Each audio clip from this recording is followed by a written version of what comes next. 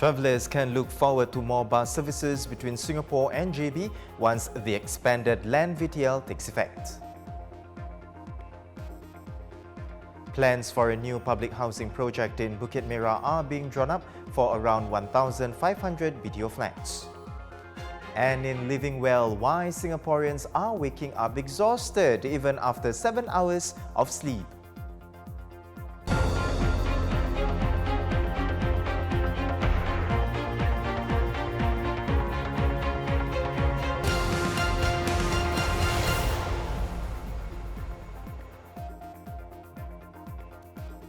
Good evening, you're watching The Big Story with me, Haryanto Diman. Subscribe to the Straits Times channel so you never miss a single episode. Well, good news for those of you planning a trip to Johor Bahru next week. There will be more bus tickets and more time slots to choose from when the expanded land Vaccinated Travel Lane between Singapore and Malaysia kicks in on Monday, December 20th. Under current VTL rules, the two designated bus operators are allowed to each sell up to 1,440 tickets a day. But from next week, they will be able to increase the number of tickets sold by 50%. Journalist Toh Ting Wei has more on how the bus operators plan to accommodate the expected increase in demand and whether it's worth taking short trips using the land VTL. From what I understand, each of the two designated bus operators for the vaccinated travel lanes for between Singapore and Malaysia via the Causeway, they each have 720 more tickets to sell. So there's a 50% increase on their current allocation. So what they have done is to increase the number of bus services. So for the Singapore-based Transstar, they have increased their daily bus services now, I think is 16. They have increased it by 8. So there will be, come next week, there will be 24 bus services from them daily between Singapore and Malaysia. Then for the Malaysia-based operator, Causeway Link, they will increase their number of bus services by 10. So from 16 currently, it will become 26 bus services daily. So then the number of tickets that they can sell from these extended bus services is 720 tickets. So that's how they'll increase. And these tickets have actually gone on sale for Causeway Link. Causeway Link will start selling their tickets. They already started selling their tickets this morning at 8 a.m. And for the Transstar, they will start selling their tickets on December 17th. So the demand so far, I think it should be quite strong, given that for the rest of December, both operators have sold out the existing tickets that they put on sale earlier. So for the new tickets, I haven't checked on the status of the Causeway Link additional tickets yet. But for Transstar one, we are expecting reasonably strong demand.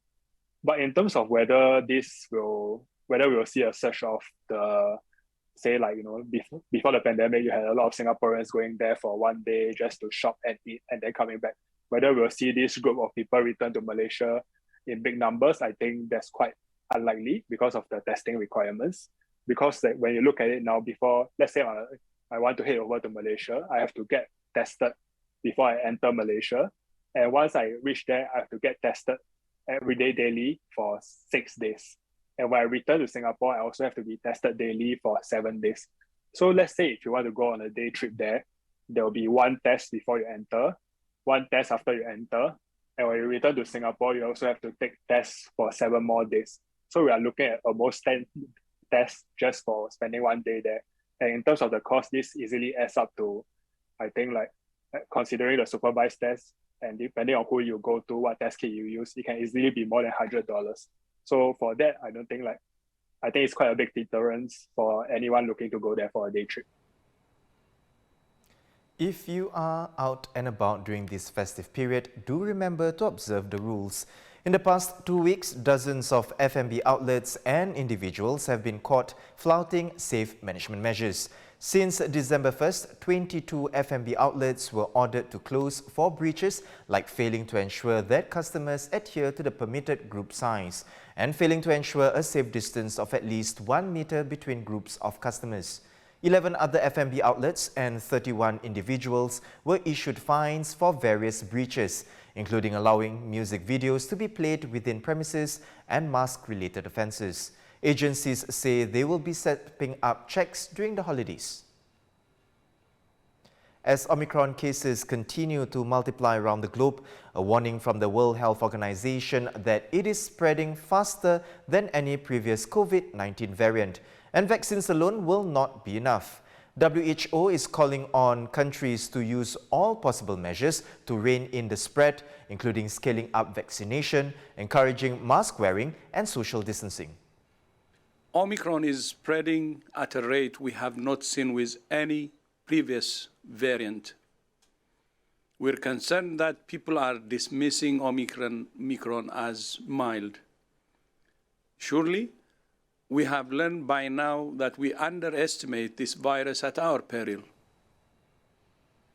Meanwhile, a Hong Kong study led by a renowned scientist has found that the Sinovac vaccine does not provide sufficient antibodies to neutralize Omicron.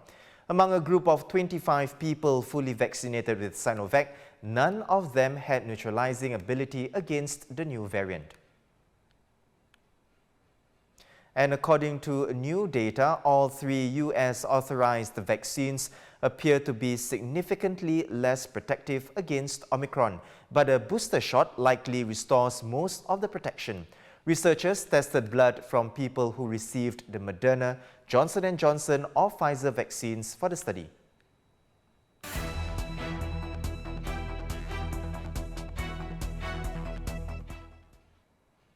Another special report released last night from the Committee of Privileges hearings into the complaint against former Workers' Party MP Raisa Khan.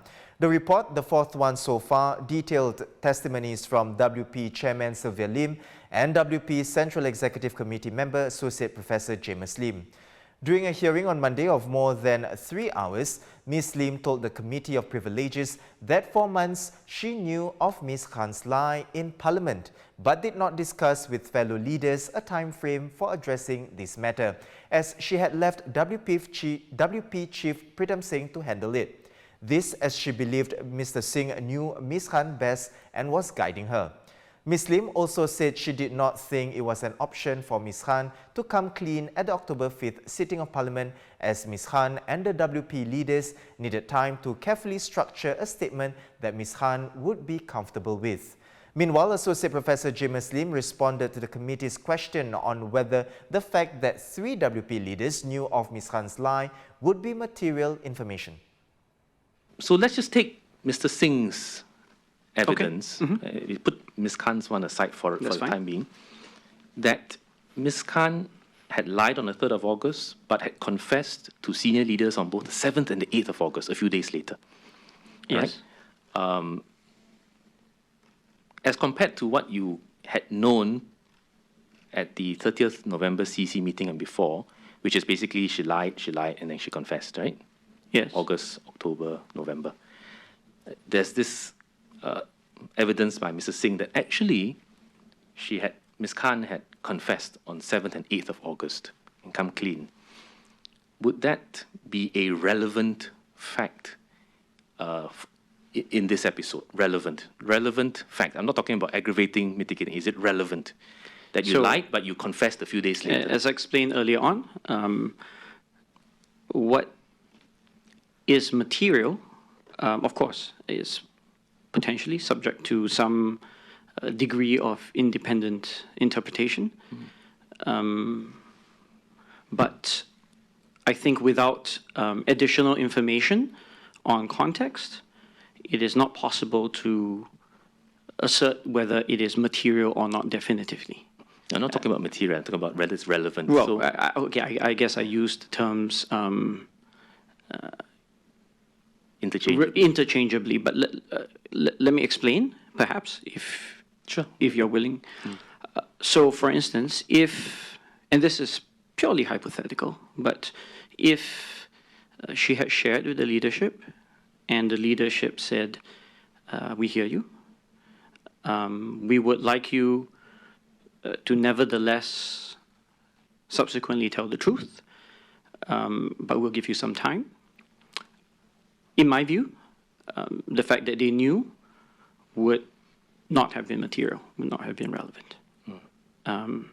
This would be consistent with, as you said, the narrative that Pritam, Mr. Singh, had shared.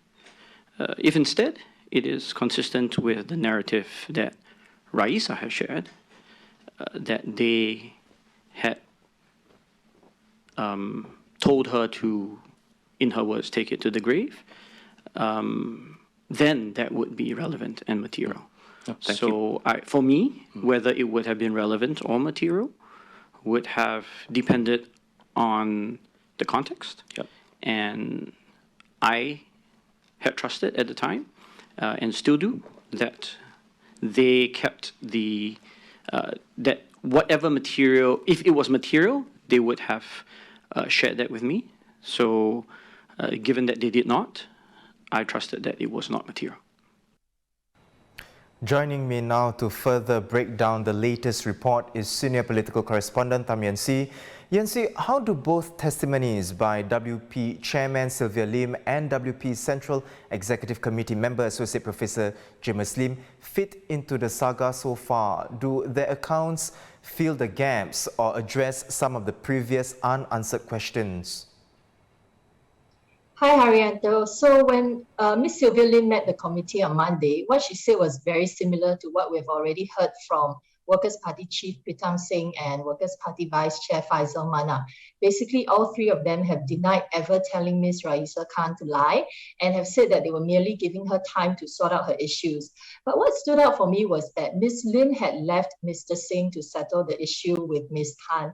As we know, by August 8, Mr. Singh, Ms. Lim and Mr. Faisal had all known about Ms. Khan's lie in Parliament after she confessed to it at a meeting with them. But Ms. Lim told the Committee of Privileges that she basically did not follow up at all with Ms. Khan after this meeting because she had expected Mr. Singh would do it. Her rationale was that Mr. Singh knew Ms. Khan best and had been guiding Ms. Khan throughout her time as MP. This is pretty much what Mr. Faisal had said. He too did not ask questions or do anything about the matter after that August 8 meeting. And he too told the committee that he didn't act because he had full trust that Mr. Singh would know what to do. Of course, Mr. Singh is the party chief and also leader of the opposition, so none of this is very surprising. But it is interesting to learn that from Ms. Lim's and Mr. Faisal's perspectives, Mr. Singh has played a more central role in this saga. As for Associate Professor Jamus Lim, he gave us a better idea of what was going on among the Sengkang GRC team when all this transpired. When Ms. Khan decided to resign from the party, one of the factors she said was that she felt she had lost the confidence of her Sengkang GRC teammates. From some of the messages that we heard during the hearing, it seems, Ms. Khan was resigned to the fact that her Sengkang GRC team leader, Ms. Toh Ting Wei, would not be on her side. She mentions that Ms. He did not want to meet her. From Associate Professor Lim's testimony, we find out that he actually favored the party giving Ms. Khan a second chance, but yet he felt it was no longer feasible because she had lost the support of residents and, more importantly, the volunteers and party members on the ground in Sengkang. Raisa Khan, the three WP leaders, Pritam Singh, Sylvia Lim, Faisal Manap and CEC member Prof Lim have now given their testimonies. So what's next in the course of the Parliamentary Committee's investigation? Is anyone else expected to be called upon to testify? The committee has heard from 8 people and held almost 28 hours worth of hearings so far. And it has said that it will hear evidence as it sees fit. So really it's anyone's guess who they may call up. But some possible, candidates with links to the matter might be other Sengkang MPs or maybe even people from the Workers' Party Central Executive Committee, or perhaps even the police, since Ms. Khan's lie had to do with the mishandling of a sexual assault case. But we do know that after all the fact-finding, the committee will deliberate on their findings and put together their recommendations in a complete report to Parliament. Yuen-C, thanks for the insights. The Straits Times' senior political correspondent, Tham Yuen-C. Singapore's labour market continues to recover from the impact of the pandemic as the economy improves and confidence returns. Between July and September, resident employment grew more quickly, retrenchments fell and job vacancies hit an all-time high of 98,700. But there are still some signs of weakness. Unemployment rates remained above pre-pandemic levels and more residents are taking a longer time to find new jobs. Plans are being drawn up for the development of around 1,500 build-to-order flats in the popular Bukit Merah estate. The site is bounded by Alexandra Road, Prince Charles Crescent and Alexandra Canal and sits along the Alexandra Park Connector. And it's less than a 10-minute walk to Red Hill MRT station. The land is currently occupied by Alexandra Post Office and SingPost's tenant will be acquired by the government. HDB and Singapore Land Authority will share more detailed plans when ready.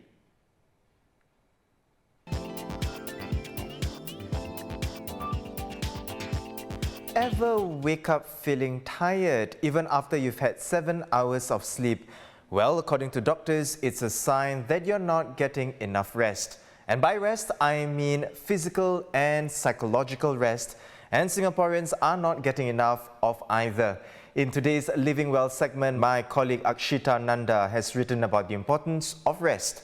Some signs to look out for if you're lacking rest include symptoms from headaches and fatigue to anxiety and mood swings. Let's get tips on how to get some much needed rest from Dr. Victor Kwok, Senior Consultant Psychiatrist with Private Space Medical. Welcome to the show, Doctor. Doctor, the pandemic has made work from home the norm for many people. How much has that contributed to the additional stress and pressures faced by Singaporeans? Actually, studies found that 60% of people work from home are very stressed, even higher than frontline workers like me. And I think some of the main problems is that they have to juggle work, juggle their household chores and looking after their kids at the same time. And for some of us, we may not have enough personal space at home when everybody's working at home at the same time.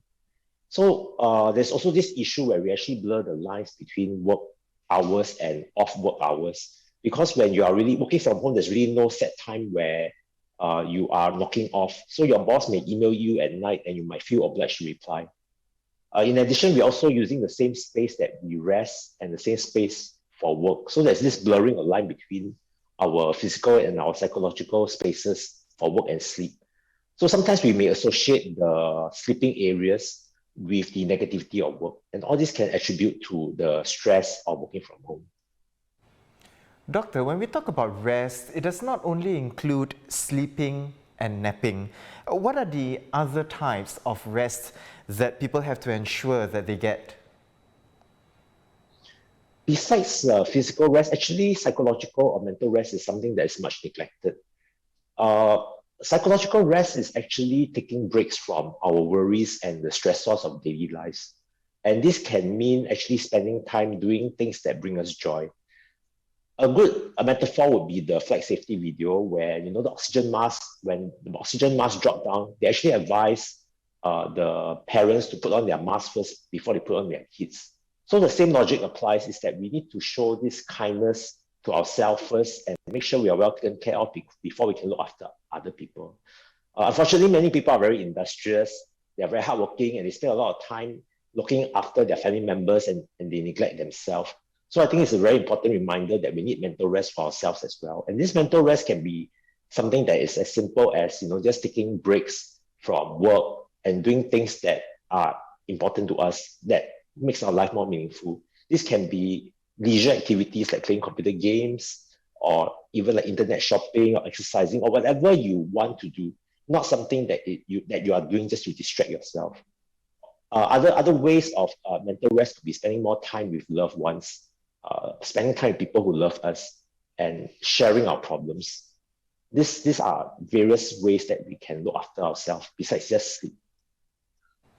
Now, I often hear people say they don't get enough sleep during the week, but will make up for it during the weekend. Does it work like that, Doctor? Or is it a misconception that you can make up for lost sleep or to pay off your sleep debt, as it were?